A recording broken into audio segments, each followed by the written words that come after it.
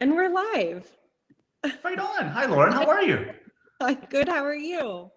I'm doing great. It's Friday. It's been a full week. Our older kids just left for a couple days away with their dad, which means it's a bit of a different weekend for us. So Jen and I are looking forward to some good time together. And yeah, it's been a good week so far. How are you doing? Good.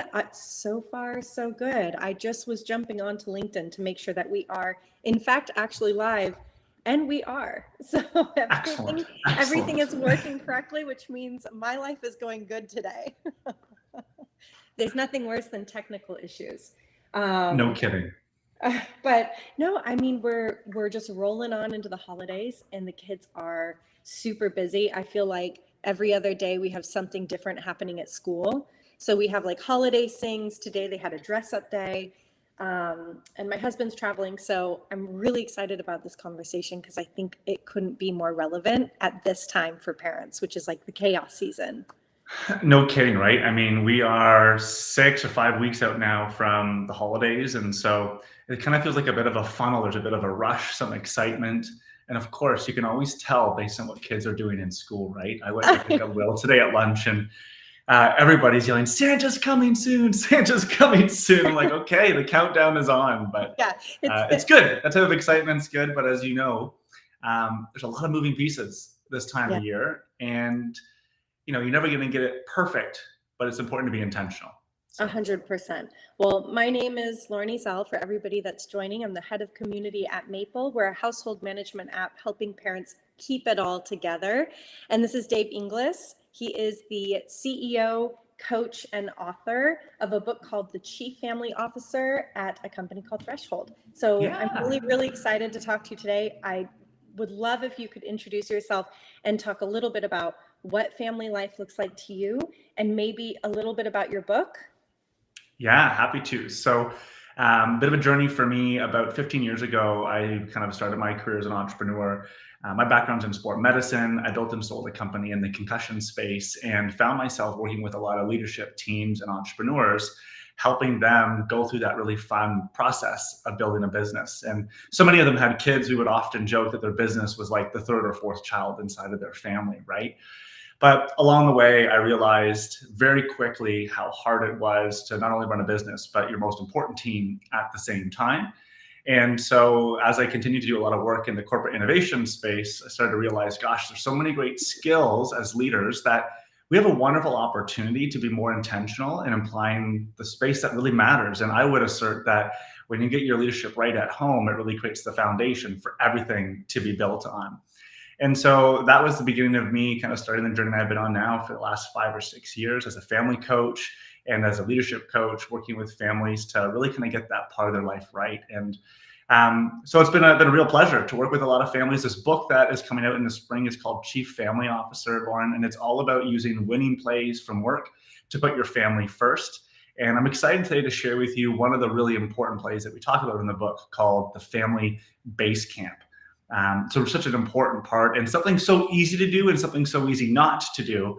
And just like in business, when we have regular opportunities to regroup, it can add a lot of clarity, a lot of alignment. And as you said, coming into a season like this, and I believe throughout the whole year, alignment is what really matters. So Yeah. I'm excited to chat with you about that. I love that our two sort of missions align so perfectly. I mean, one of the things that one of the reasons why Maple was born is because our CEO and founder realized that parents, especially working parents in the workplace, have all these tools to project manage. But at home, there's such a lack of tooling to help parents really treat the family like, a team. And so I'm really excited to chat with you today because I think, our two focuses align really well. Go ahead. No, I was just gonna say you're hitting the nail on the head, and it's so funny.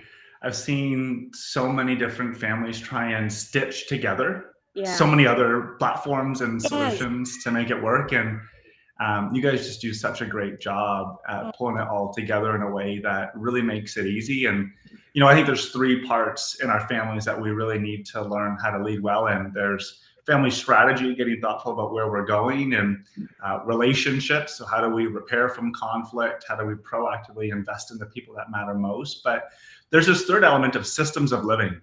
And there's some of us who are like the engineers and love making sure everything has a process and a system and a checklist.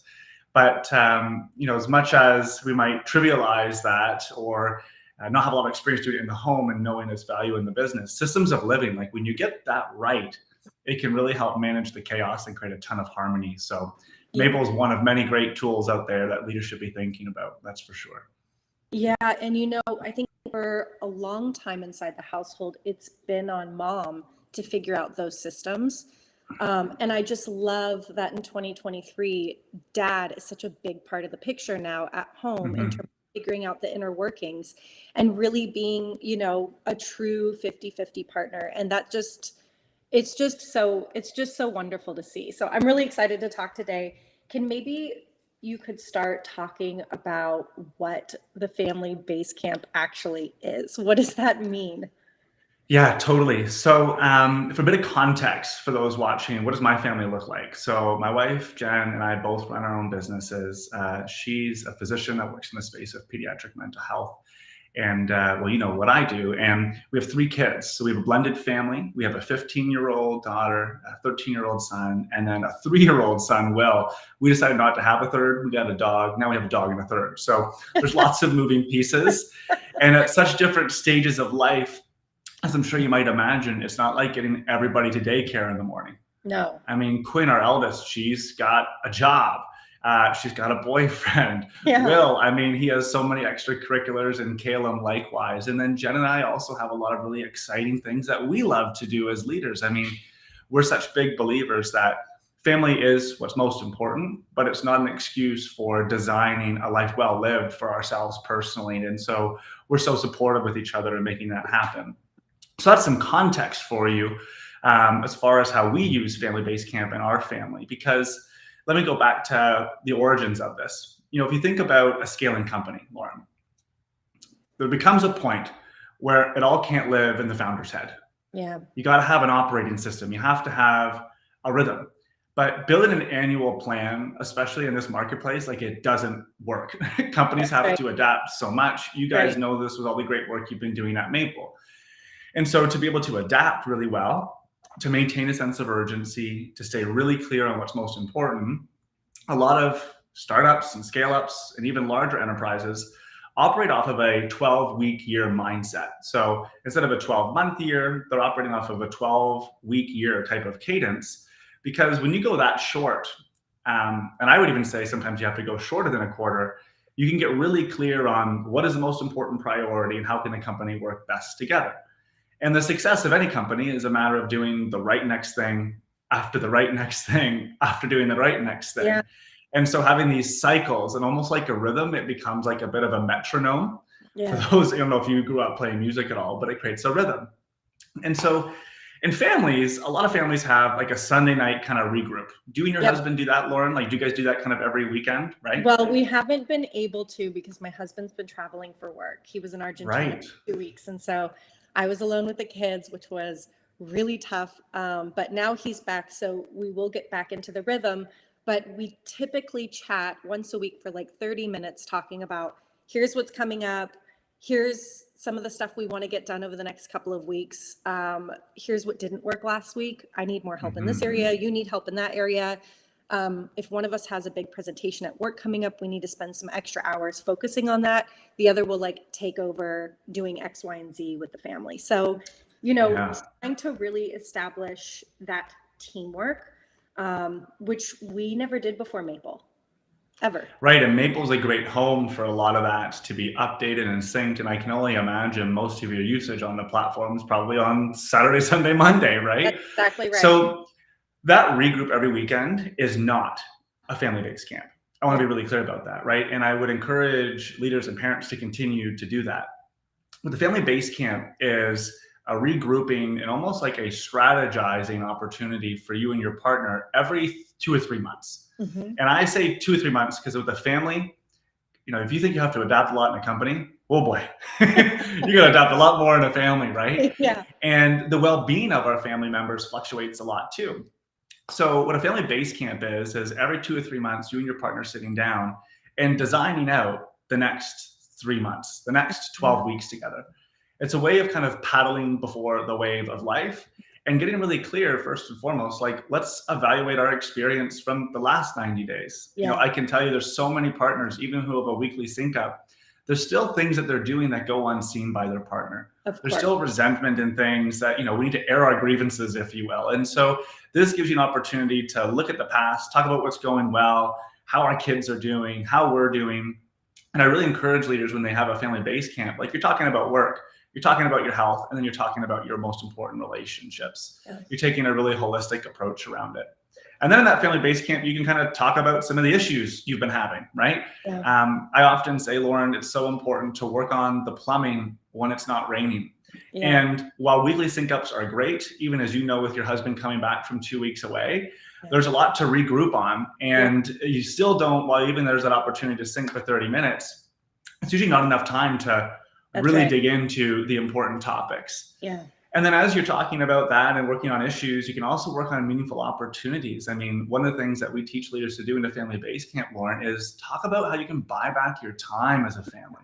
Yeah. I mean, it's so easy with two working parents to be as productive as we want to be, but leverage is also really cool. Like, how do you do more with less time? Yeah. And talking about things like, hey, over the next 2 or 3 months, maybe your husband's traveling a lot and you have some really important demands at Maple.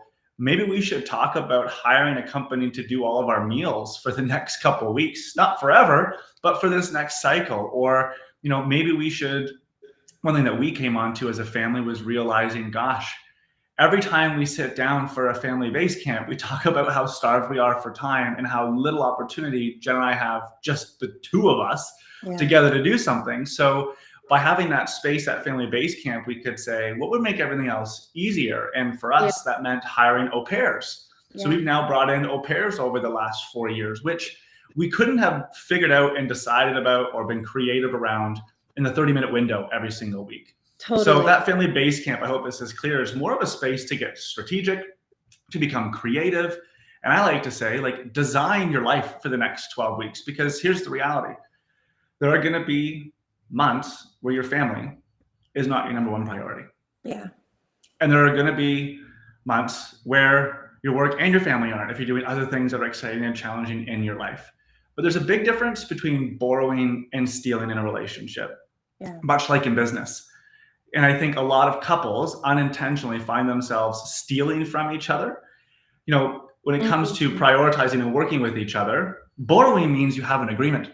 Yeah. Borrowing means that, hey, we know that this isn't your number one priority and we're going to work together. And then there's also a chance to regroup and reset. Yeah. Stealing is what can happen if we just do that week-to-week sync up and we don't have an opportunity to really work together to make sure everybody is getting what they need and we're having a chance to kind of regroup. Does that make sense, the difference between those two?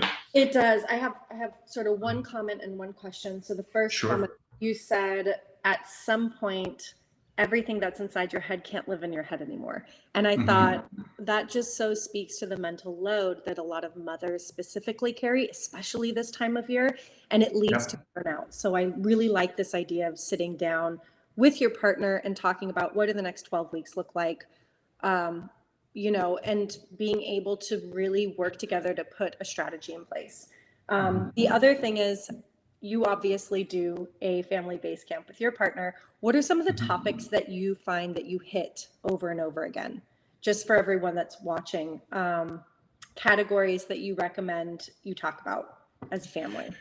Yeah, so especially for working parents and those in the entrepreneurial community who have a really big growth mindset, I think it's really easy for our self-worth to get connected to our net worth, which means that we unintentionally get like super focused on work.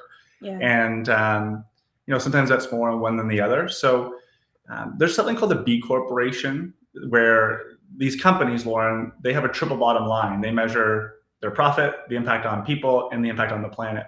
And I encourage leaders, this is what we do with our family, is we always talk about our wealth, our health, and our relationships. There are non-traditional currencies in life worth building wealth in. And so I think being really clear, like, what are those 2 or 3 currencies that you always revisit as a family? The 3 I just shared with you are what we talk about. And so a big one for us where we always start is health. Yeah. over the last 3 years, I think we've all been reminded on how impactful that can be, especially our mental health. Yeah. And for us, with especially two teenagers who have been in arguably one of the toughest spots during this COVID phase that we've been through, and now we're on the other side of, having a high watch and remaining really clear on how our kids are doing. If you think about the sport of adventure racing, when they do a base camp, the captain always asks, how are you doing? And it's so important, because if somebody doesn't have the energy, no, there's a role that you build in a team called the mule. Somebody else can carry extra weight for a little bit longer to help somebody else regain, right? And so that's what we really start by talking about, is how is our health and our well-being do?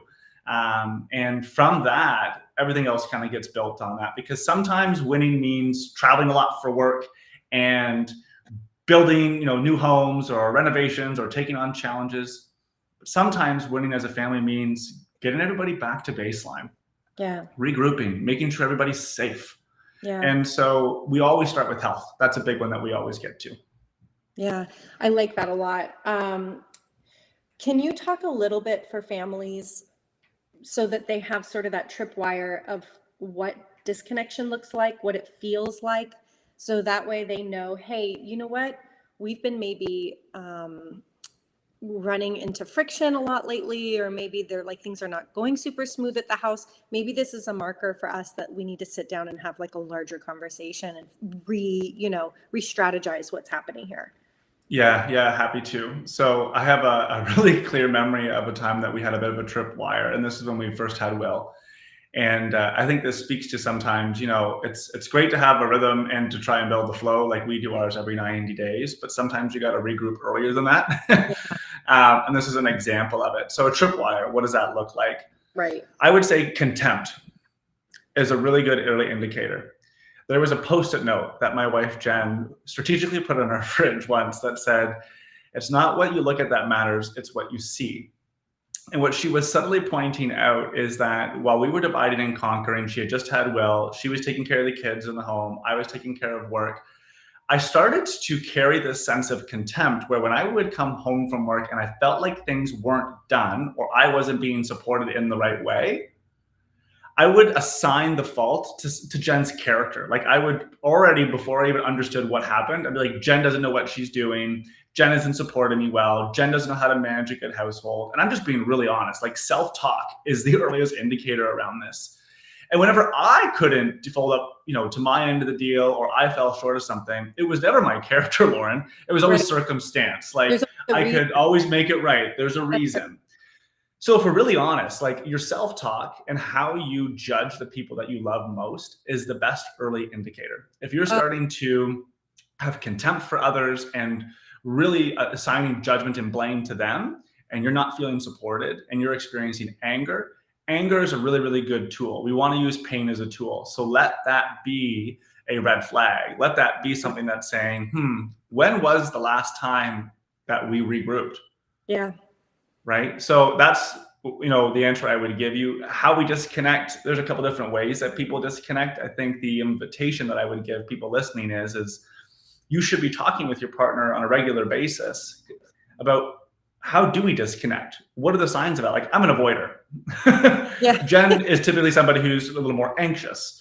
So if we start to see those tendencies in each other, those are good points of awareness. And if you know that about your partner, it's a good way to then be able to say, hey, let's pause, let's slow down. It just seems like we're not connected. Could that be possible? And that's a good place to start. That was so powerful, Dave. I loved hearing you say, I immediately say, oh, well, that's their character, and assigning it to their character, because that's something 100% truthful and honesty here. That's 100% what I do. I do the same. Yeah. Like, he obviously doesn't know how to do this. He doesn't care about this. He doesn't care about me. Obviously, he doesn't care about the household. And you just start spiraling and getting angrier and angrier. And so that was something that really resonated with me. That's a really thanks for sharing that. Yeah. And the one thing because I think it resonates with a lot of people when we're open and just vulnerable and talk about that. Yeah. And here's something I want to encourage is like permission to be human. I don't know anybody who stops judging their partner or having those thoughts. Yeah. Permission to be human. It's just reframing what it means. That's right. All that means is if you have the intellectual humility to recognize, oh, wow, here I am again. that should just start your process of regrouping. Yeah. Right. Right. So, yeah, I guess in summary, like, don't wish those away. Just recognize that those are really, really good signs to listen to, and everybody has them. It's not a bad thing.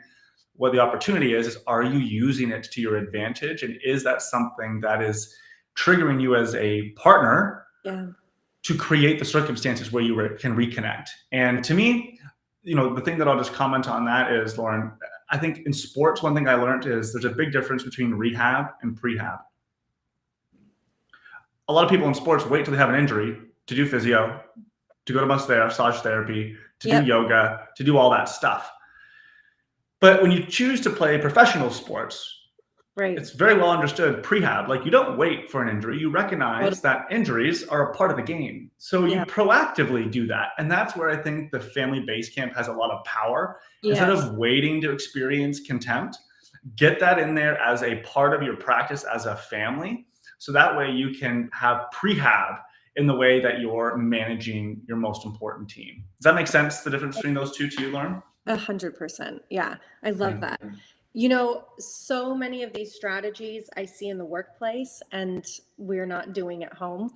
Can you talk a little bit about how you see leadership in the workplace and the parallels between leadership in the office and then leadership in household, and sort of, where you see some commonalities? Yeah. So, I see a lot of commonalities in the value of being able to build those leadership skills. Like, if you think about the ability to create a compelling vision, right, and enroll others, like, those are relevant in both of those environments. The ability to scan your external, environment to understand what forces are at play that are challenging your company or your family, really important. Being able to look internally to understand the same thing, really critical. Even things like relationship management, if you think about that from a leadership perspective, it's so important to do that in business and at home. But what I'll be honest with you about is what I've observed is that a lot of people talk a big game about trying to make a big impact in the world. Yeah. But they're not making a big impact in their world, where it really matters most. And so what I've observed, and it's not a judgment, it's just an observation, both in myself and in others, is we have a lot of these skills. Just when we close the laptop or we close the door, we walk into our home, we forget them. And I think there's, a huge opportunity to just recognize that, we all want to have it all in life. And because there's lots of barriers and reasons why it's challenging to win at work and to have good health and have great relationships. But the real issue is that our businesses get the best of us and our family just kind of gets what's left. Yeah. And so the answer to that is we have to learn how to lead outside of work. And I think that's why there's such a great opportunity. And I love this body of work we're doing called the Chief Family Officer, of like using things that leaders already know and applying it in an environment that they actually care more about. They just maybe haven't connected the dots yet. Yeah. And when you do that, I think there's just a great opportunity to have a huge foundation that you can build your business and your career off of. Like, it actually fuels that. But yeah, I would say that's a big one. And one in particular that always, I think, really,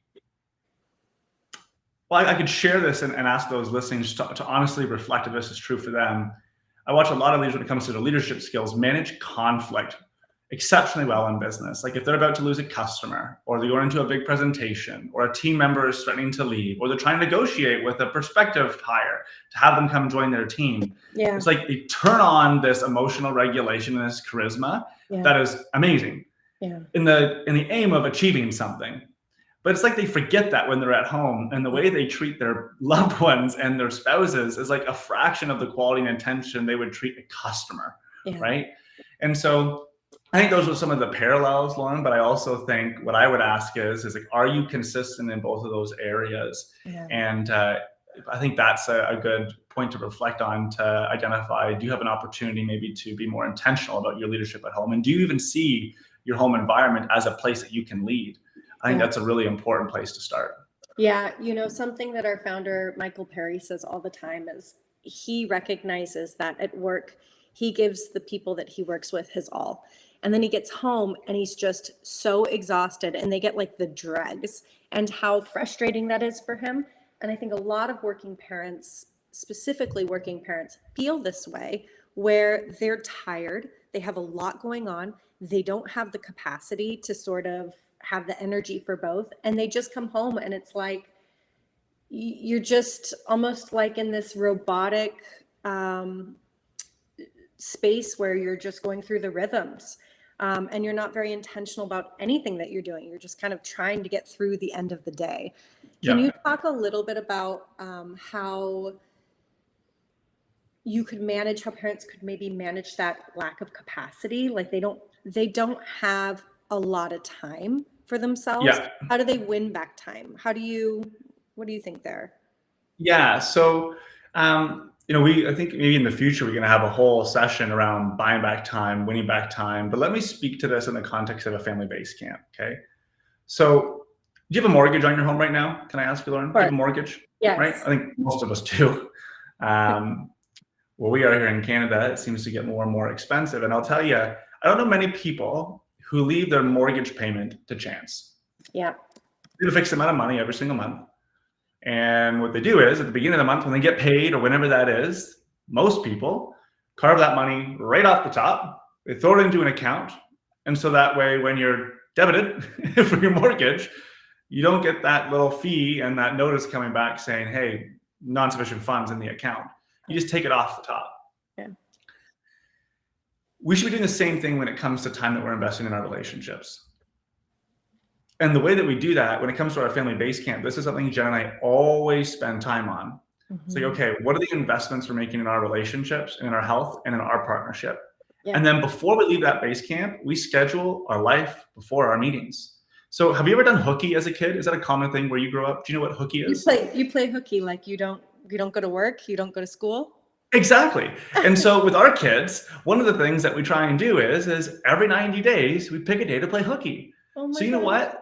It's not going to be every day. I mean, the reality is your family is going to, more often than not, get you when you're tired at the end of the day. That's the way our culture is set up and structured. Yes. But what you can do is take some time right off the top. We get taxed by our government all the time. In Canada, we get hosed by it. It feels like I give 50 cents of every dollar that I make into the government. Why don't you tax yourself? Yeah. If you're working 160 hours a month, and that's just a standard work month, right? 160 hours a month. Even a 5% tax rate on that is what, 8 hours? Yeah. So I got 3 kids.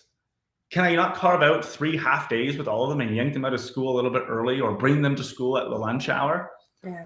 And, I think if you talk about this with your team members and talk about it with the company that you're working with, everybody wants to support people doing things that they love. Yeah. And just like we talked about the idea, like paddling before the wave, if you get that in there, you talk about it, you make sure people are aware of it. It goes back to the prehab or rehab. You can take mental health days because you're absolutely exhausted, or you can proactively put those days in to spend time with the people you love. Yeah, I like that. Like that's how you can make sure you don't find yourself in that situation and, create moments and just increase incrementally the time that you are spending there. But that's up to you. And again, we do this in other areas of our life. Yeah. Just applying the same principle to the things that matter most. Because unlike work where achievement is kind of the end goal, at home, it's effortless belonging. And to me, it's those moments and carving out that time where I can really go to bed at night with my head on the pillow, knowing that I'm doing what I can to create the opportunity to do that with my kids. Because with Will, I got 15 more summers with him before he's going to be off to university. With Quinn, who's 15, I got 3 more Christmases before she's maybe gone at university or doing her own thing, right? So it goes by pretty damn quick. Is that helpful? Yeah, I love that. Not a lot of Americans take vacation too. I forget what the statistic is, but it's like a very small percentage take their full vacation for the year. And sometimes what I hear from parents is that they feel like maybe it's unmanageable to take that much time off work. So I like this idea of scheduling half a day, scheduling a day, and just playing hooky and having fun with your kids, and maybe half a day leave the kids in school and just go out with your partner and do something around town and just enjoy the space that you live in. I think that's really lovely. And you know what, it doesn't take much, Lauren, right? Like it's so neat when, if you have a few of these experiences, it's the stories your kids tell. Yeah. Right. And all it takes is a couple of like, oh, my dad took me out and went to go do this, or mom took me out and we went for tea in the morning and we went out for breakfast. Like, do things your kids love, but it doesn't have to be complicated. It doesn't have to be expensive. Yeah. It just has to be intentional. Yeah, I love that. Can I ask one more question before we go? Because I know we're almost at time. Yeah. At what age do you start to involve kids in the Family Basecamp? I didn't get a chance to ask you that. Yeah. So for us, we started to do this when the kids were around like 8 or 9. Okay. And truthfully, like what involvement at that age looked like, Right. I think it's important to comment on, like them coming with us and Listening. just being able to listen, to be able to see it. And for us, really, where it started was like sharing with them the outcomes of it and like a summary of it, and just letting them know what's coming up and what's important, and making sure that we also start to ask them, what's most important to you? What do you want to be doing? Yeah. You know, one of the things that we heard from Caleb, our middle guy, not too long ago when we started to do this was, you know, I want your help spending more time with my friends. Okay, Yeah. cool. Like I can do that.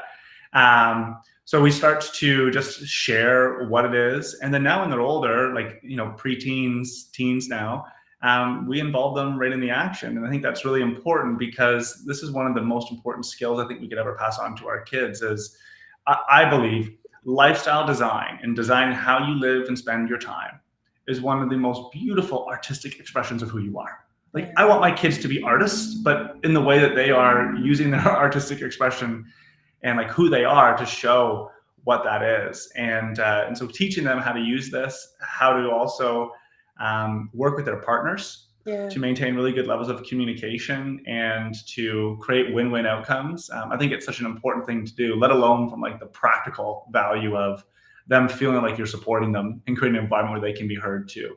Yeah. So that's when we start with Will. You know, he's 3. I'll be honest, like, wouldn't even think about it. Wouldn't even think about it. Yeah. It's the biggest decision they make that day is like what color plate they have breakfast on. So no kidding. No kidding. Yeah. Better not get that wrong. Well, thank you so much, Dave. This has been amazing. And my pleasure.